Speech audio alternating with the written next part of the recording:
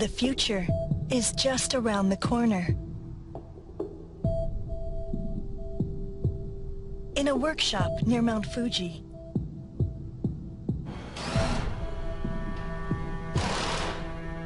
a curious being has appeared. It's 3.8 meters tall and weighs 4 tons. It is a giant humanoid robot named Robotics.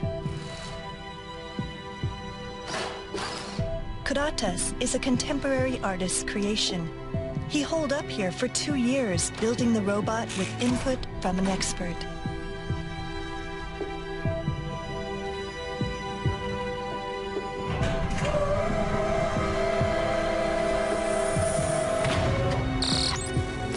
He calls Robotics a work of art, but it's a sophisticated piece of machinery.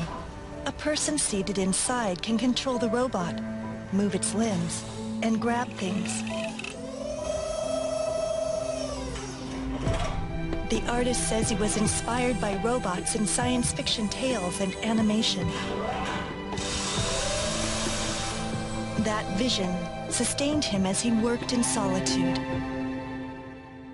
Things that were once unthinkable are becoming real. How will robots evolve?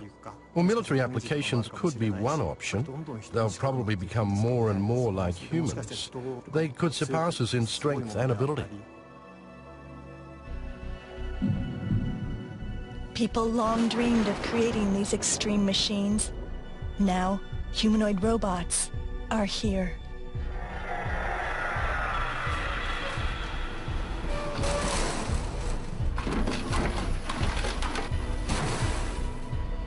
They think like we do, move like we do, and even sacrifice themselves for us. We want our robot to change society, because robots must be useful. Electronics and computing, progress in vision systems, there's many pieces of it. We will see much more capability continue to grow. Since the Industrial Revolution, people have entrusted some jobs to machines. But there may come a day when humanoid robots do much more complex jobs. Then, what will people do? And you'll see more and more robots doing things in society, whether it's manufacturing or service applications or home healthcare applications. The key will be to skillfully dividing labor between humans and humanoid robots. The disaster that hit Japan in March 2011 accelerated efforts to develop robots with human traits. The Fukushima nuclear accident left people powerless.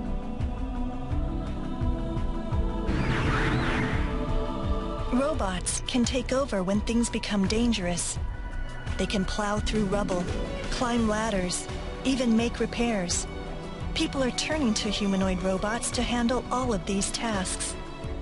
We're eager to launch it soon to end the crisis. By joining forces, we can make a truly useful contribution. Only a humanoid could do it. Or the day will come when robots will really assist mankind. The nuclear disaster in Japan sparked explosive advances in humanoids at the front line of robotics development. This program explores the future that's fast approaching.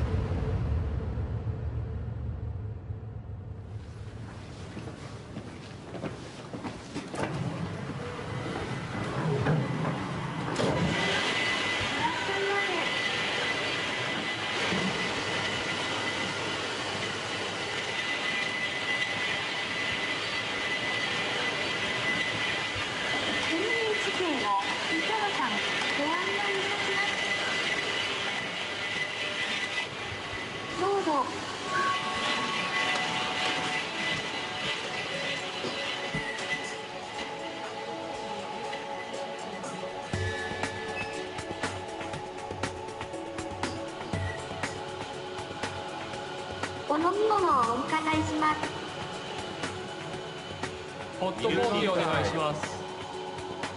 大原さん、ウーロン茶ですね。馬場さん、コーヒーですね。有泉さん、ミルクティーですね。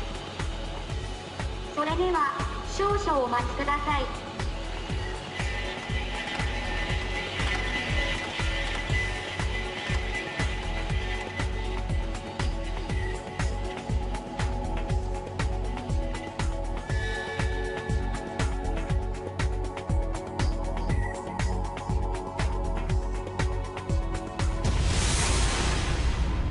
Asimov was created by Honda's research and development subsidiary.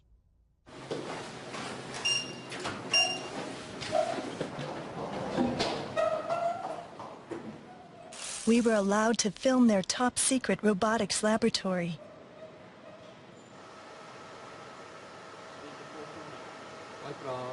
Japan is a worldwide leader in the development of humanoid robots. Asimov is the country's crowning achievement. Engineers continue to make improvements.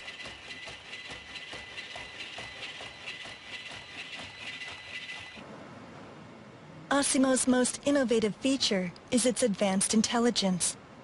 The robot can think and act on its own without human intervention. That's made possible by sensors that replicate our 5 senses.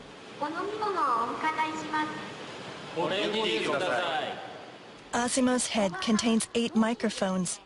It uses them to listen and engage in conversation. わかりませんでした。 2 cameras work as eyes. They can detect humans and use stored data to identify them. A facial recognition problem. I don't think so. Please cover your face. Asimov's artificial intelligence analyzes a vast array of information. That's how it understands people's requests and takes appropriate actions. Asimov also has a sophisticated sense of touch. Its fingers can make subtle movements, like a person's. Sensors are embedded in the fingertips, too. They can gauge the hardness of an object, like human fingers do. Most robots use a fixed amount of strength to grab things. But Asimov exerts more power to open a tightly sealed water bottle and less when holding a paper cup. Its artificial intelligence uses information from the fingertip sensors to adjust the grip. The developer's ultimate goal is for Asimov to be a valuable partner that coexists with humans. The engineers who created Asimov all grew up watching animated shows about robots, such as Astro Boy, Doraemon, and Gundam. They dreamed of someday making their own. Satoshi Shigemi is the development team's leader. He has been designing robots for the past 16 years. From the beginning, we wanted to design a robot that could help people. To realize that dream, we're constantly asking ourselves, what kind of robot would be able to change society, make people happy, and make life easier for people around the world? Our idea is to create a robot that will change how people live. We're working through the technological issues, one by one, in order to reach that goal. Asimov's advanced physical capabilities are revolutionary. The robot can walk and run. It can reach speeds of up to 9 kilometers an hour. For robots, walking is much easier than running. When running, both feet momentarily leave the ground. Balancing in mid-air is no easy task.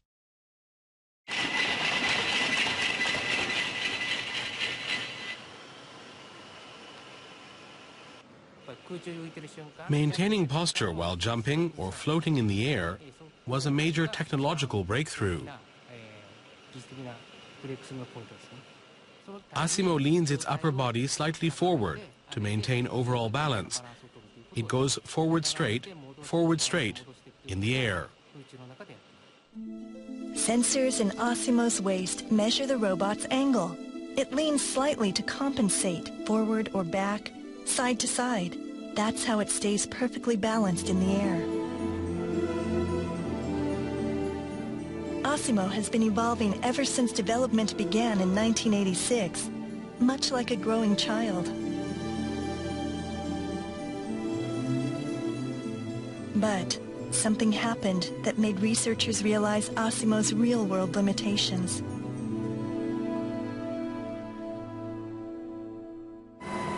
It was the accident at Tokyo Electric Power Company's Fukushima Daiichi nuclear plant.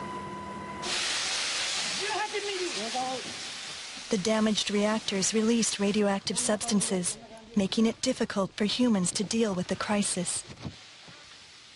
People needed something that could confront the dangers and bring the plant under control.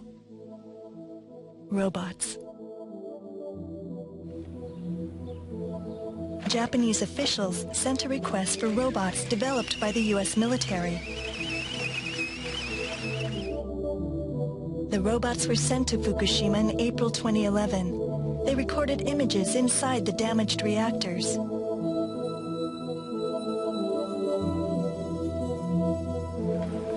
Since then, a variety of Japanese robots have been enlisted as well.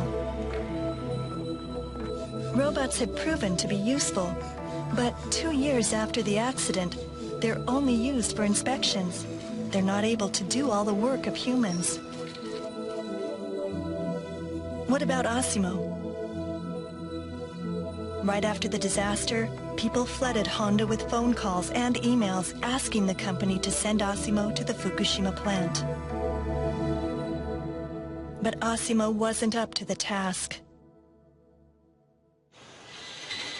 It could move nimbly over an office floor and other flat surfaces, but large vertical gaps and obstacles were a different story. We heard from many customers. We ourselves regretted that Asimov couldn't be of help. It was obvious that Asimov we had built wasn't ready for real-life action. We realized right away that we needed to make something different. Something new that could offer immediate assistance. Honda wasted no time. Company officials offered to create a robot free of charge to assist TEPCO in the recovery. TEPCO accepted. Officials asked for a robot that could open or close valves inside the nuclear plant. We wanted to flush out radioactive materials that remained inside the pipes and bring down radiation levels in the facility. That was our first goal. Unless we opened or closed the valves, the area would remain highly radioactive, and that would prevent workers from entering the facility and impact the entire decommissioning schedule. How many valves are there? Each unit has from several thousand to tens of thousands of them. In July 2011, 4 months after the accident, Honda began designing a robot for use at the nuclear plant. Members of the Asimov team were put in charge of the project. A humanoid robot would take too long to build, so engineers focused on making a robot specifically for operating valves.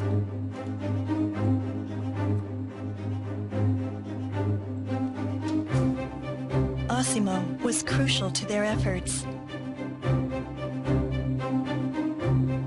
Its ankles employ advanced balancing technology. Developers reasoned that using it would allow the new robot to work inside rubble-filled reactor buildings.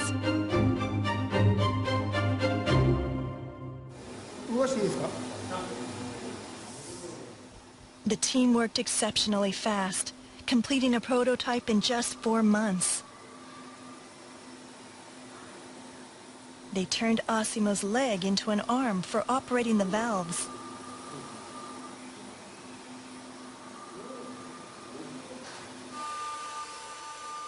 Even when the base moves, the arm remains steady.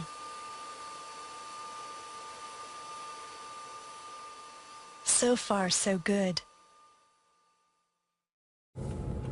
Officials from TEPCO evaluated the prototype at the National Institute of Advanced Industrial Science and Technology.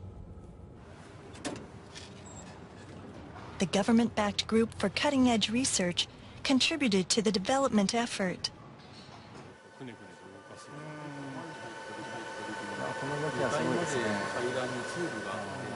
A TEPCO official couldn't take his eyes off the robot's movements. We may be quite demanding. That's okay. We might be quite direct. The test is designed to replicate conditions inside the nuclear plant. The robotic arm is remote controlled. Testers send the arm toward one of the valves. There are a number of unknowns, including the condition of the valves. They may have rusted since the accident. A valve might break if the robot applies too much force, or it might not budge at all.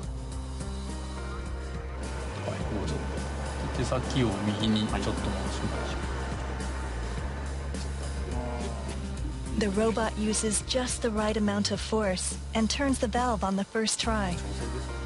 It's passed the test. This robot can do more than inspections. It could help in the recovery effort.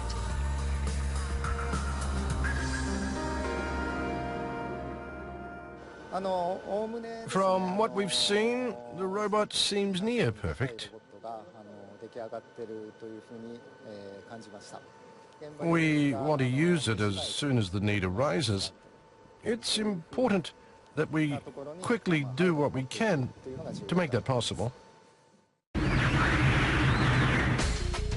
The Fukushima accident also encouraged U.S. developers to design emergency response robots. Department of Defense officials have spearheaded the effort. Before, they had shown little interest in humanoid robots. Now, they view them as vital for disaster response. The architect of the new strategy is Gil Pratt of DARPA. He oversees funding for leading-edge research at the Department of Defense. There are many aspects of disaster response in Fukushima that inspire people in robotics to work on new capabilities. If they were able to take action during those first 24 hours, then the first reactor maybe would not have blown up in an environment that is too dangerous for a person to do.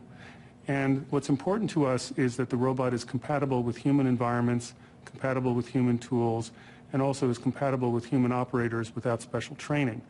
As a result of that, the easiest form that comes to mind is the human form. DARPA is backing the development of a humanoid robot for catastrophes, such as nuclear power plant accidents. This company is leading the development work. It has already built several military robots. Okay, I'll show you the current status of the robot. This is the first American-made humanoid robot for disaster response. It's called Atlas. Before, U.S. designers had focused on robots with specialized functions. Why the sudden interest in humanoid robots?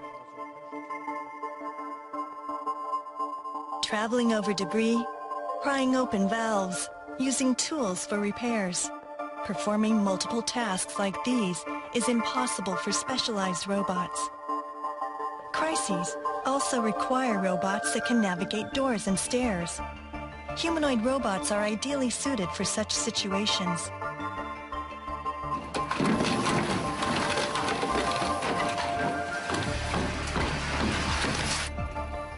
Tests of this prototype were going smoothly. It can easily climb stairs and jump from a height of nearly a meter. can negotiate obstacles using its arms and legs. It can already handle more demanding environments than Asimov can.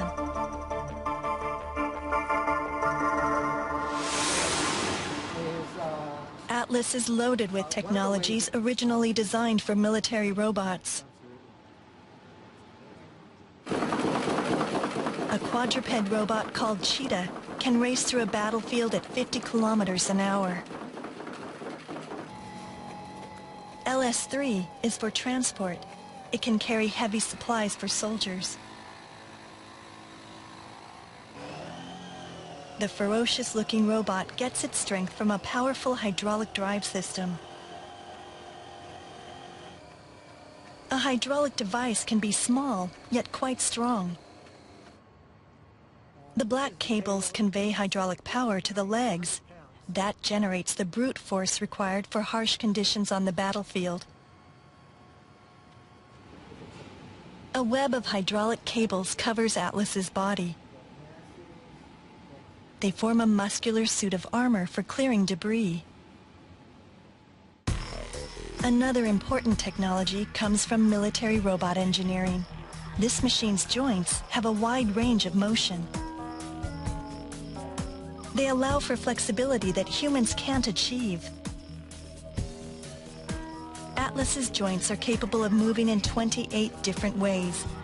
Atlas can crawl through narrow spaces and withstand sudden shocks. Then we have the knee. This has 3 in the hip, just like us. This way, and then this way. I am very impressed with the number of degrees of freedom. It will be able to do these human-compatible tasks without a lot of the limitations that other robots have. Engineers will combine Atlas's rugged body with sophisticated artificial intelligence that's almost near completion. They aim to complete the robot by December of next year. One reason you see humanoid robots is because there's some people working who are really interested in robots as an entertainment thing or as a performance thing. I think that's different. We're much more interested in basic capabilities for emergency response, rescue. So I don't think Asimov has been designed to do those things yet. U.S. engineers stepped up their efforts to develop humanoid robots after the nuclear accident in Japan. Japanese researchers are embracing the same mission.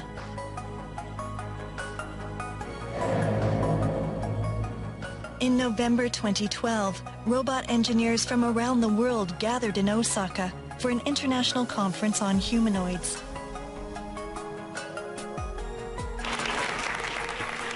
Gil Pratt from DARPA was one of the participants. He came to invite engineers to join a project sponsored by the U.S. Defense Department. Okay, March 11th. After 24 hours, if only a robot had been there to go and open that valve, the entire disaster could have been averted. But we didn't have one. And furthermore, we didn't have anyone that could do the job. So shortly afterwards, we actually started planning the DARPA Robotics Challenge. They have 2 degrees of freedom, not 1. The Robotics Challenge is a competition to develop emergency response robots for major disasters like Japan's.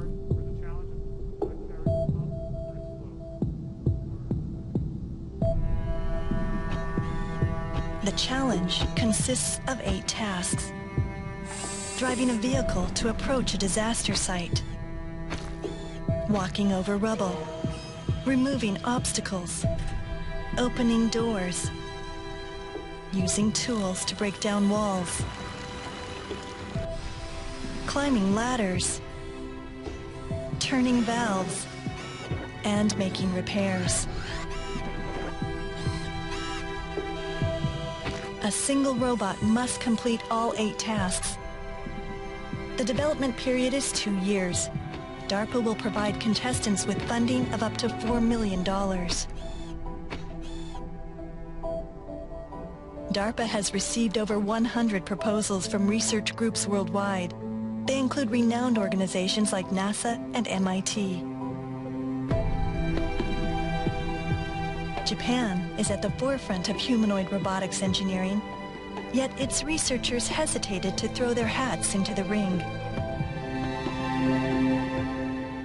So actually, to me, it's difficult to not to see that some of the results of DRC gonna be served to advance, as you say, advanced military technology. The DRC is about developing robots that I believe wholeheartedly are completely impractical for military purposes, for offensive military purposes. Will the technology that we come up with find its way into military systems? Probably yes. But I guarantee you that if you work on a robot for healthcare, there's a chance that that technology will also find its way into military systems. The members of one Japanese research institution wanted to take part in the competition. They worked at the University of Tokyo's robotics lab. Researchers there, along with those at Honda, are global leaders in robotics engineering. But they faced a major obstacle to competing. The university bans military-funded research.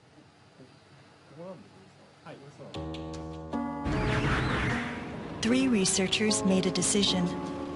They told the university they were leaving. Then, they decided to set up a venture company and enter the DARPA Robotics Challenge. They couldn't shake the feeling that they should leave their quiet university lab and help resolve the nuclear crisis. Yes.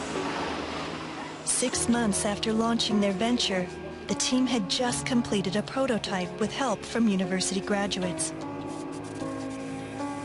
Its long arms can exert 10 times more force than those of conventional humanoid robots. It's too tight to turn with one hand. It can easily turn a valve that's too tight for a person to turn.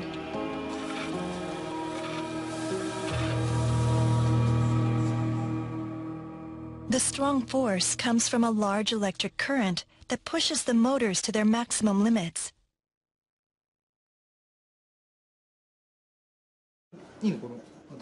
A reddish fluid circulates through the robot's body.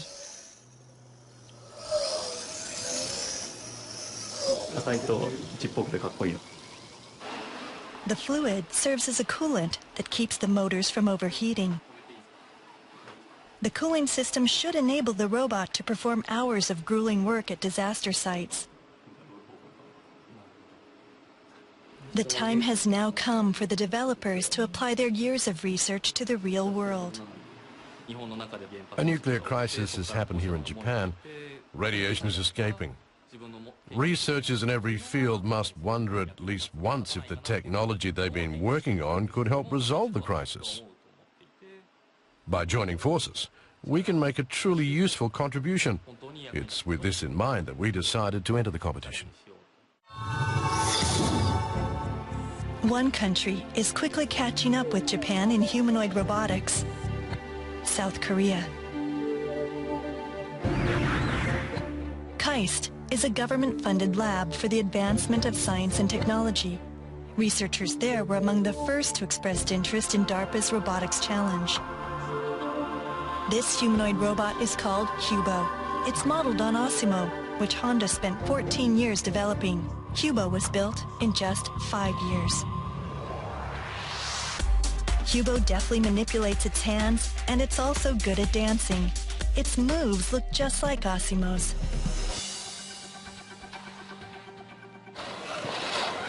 Hubo has been undergoing a major upgrade ahead of the competition. It can now bend backward at the waist while walking to handle all kinds of environments. It can quickly pick up tools. The tests were going well. People have always compared Hubo to Asimov. Engineers now had a strategy to get ahead of the Japanese developers.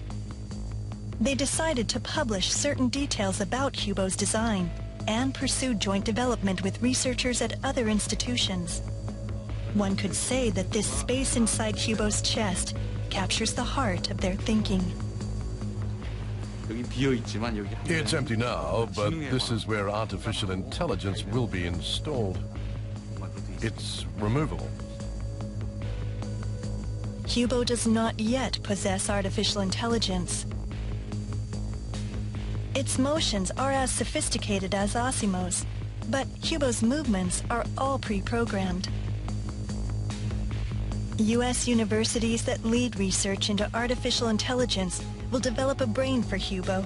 The stage has been set for a joint U.S.-South Korean team to compete in the DARPA Robotics Challenge. Sharing is the key to making technological advancements. That's true in South Korea and in other places too. Research shouldn't be confined to one place.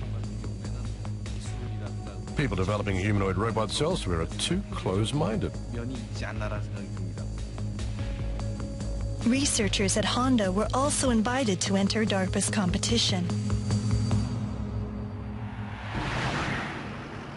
But they declined.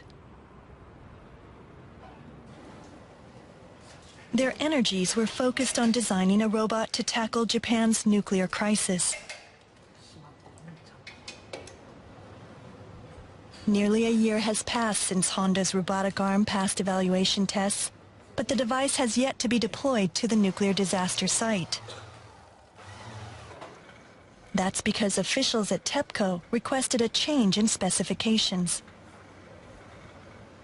Engineers have replaced the valve-turning hand at the end of the arm with a camera. TEPCO had changed its plan.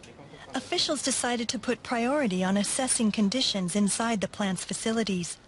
They said it was too early to have robots work on valves. There wasn't even a recovery plan in place when we were working out the valve manipulation tasks. Confusion also prevailed at the site. We were expecting valve work to begin 2 to 3 years after the disaster. But the timing has ended up being later than what we'd assumed, 1 month into the crisis.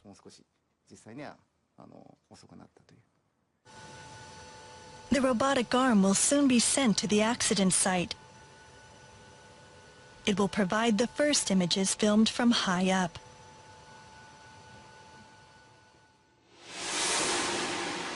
The robotic arm was not the end of Honda's efforts. Its engineers had another secret mission.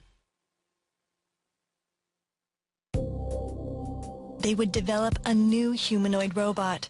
It would be an updated version of Asimov for use in disasters. The site where the Fukushima disaster took place is dark and off-limits to humans. Only a humanoid robot with both intelligence and motor skills could climb over the debris, get to the accident site, and perform the work of people. In other words, a robot like Asimov. Let's use our skills to make a humanoid robot that can tackle disasters. Asimov's engineers were united by this idea. The robot they envisioned would not only walk, but also use its arms to crawl. It would use every means possible to reach its destination. A dramatic update would be necessary. A disaster reduction robot would be useless if it couldn't get to the site. It's important to get to the scene no matter what. Disasters create all kinds of debris that crumbles easily or breaks when stepped on.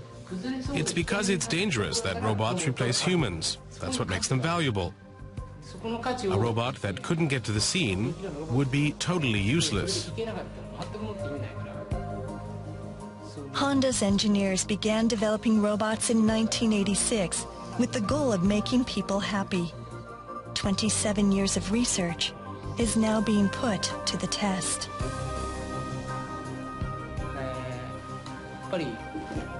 As we saw in the Fukushima Daiichi crisis, the bottom line is that robots can stand in for humans in places that we can't go to, or that are too dangerous.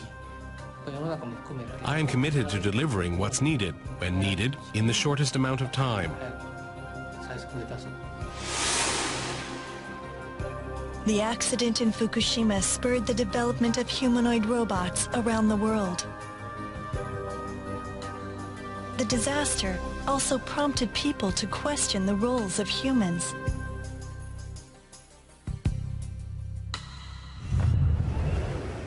One of the largest trade fairs featuring industrial robots took place in January. Global manufacturers displayed their latest models.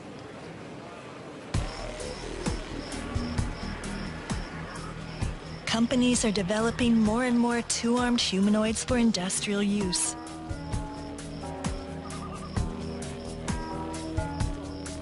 One new product at the event caught a lot of people's attention. Baxter was created by the inventor of a best-selling cleaning robot. It's equipped with sophisticated artificial intelligence. Baxter is designed to work side by side with people in factories and other settings. The robot's most unusual feature is its ability to master a task in a matter of 5 minutes. All that's required is step-by-step manual instruction. No complicated programming is needed. Let's pick up this part. So you bring the arm to the part. Yep, just like that. So we have the part. Close the grasp. Yep. Grab the arm and bring it to the table. And then I emailed him and kind of talked to him and whatever. Like, you know. Anyway, on that, fine. So you just pick either pick and a place. At this point, you're already able to do the task. So if you I can move that over there. You're going to look for the object. Kind of talk to him and whatever. You can do this task back and forward, and you already built some common sense. You really need to grab back. You'll be eventually possibilities for that. We can do it ourselves. Sure. The expression of the face on the LCD screen shows whether or not the robot has understood the task. Baxter costs $22,000, a bargain for a humanoid robot. The maker says buyers can recoup their investment in several months and slash labor costs. I'm very impressed with it. I work for a small manufacturing company, and we have some older employees who are looking to retire. And there's some tasks that Baxter could do for us very effectively. Plus, it would be cheaper than employing a person. It's not going to get tired. It's not going to need to stop. It'll keep running while everybody else is taking their lunch. The Boston-based manufacturer has a flood of back orders.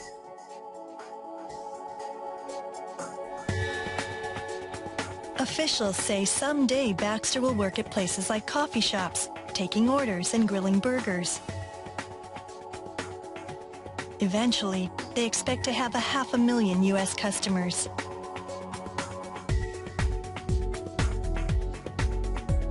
Today we're focused on manufacturing, and there's a very big opportunity in manufacturing, but there's lots of other places that a robot like Baxter could go. We had the Industrial Revolution at the turn of the last century. We've just gone through the computer revolution, effectively at the turn of the most recent end of the century. We are now into the robot revolution.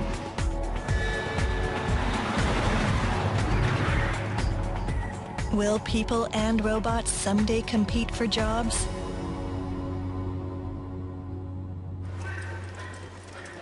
At 8:30 one morning, a group of new employees takes part in daily morning exercises.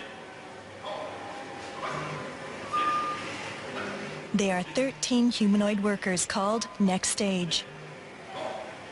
This company began using the robots in earnest last year.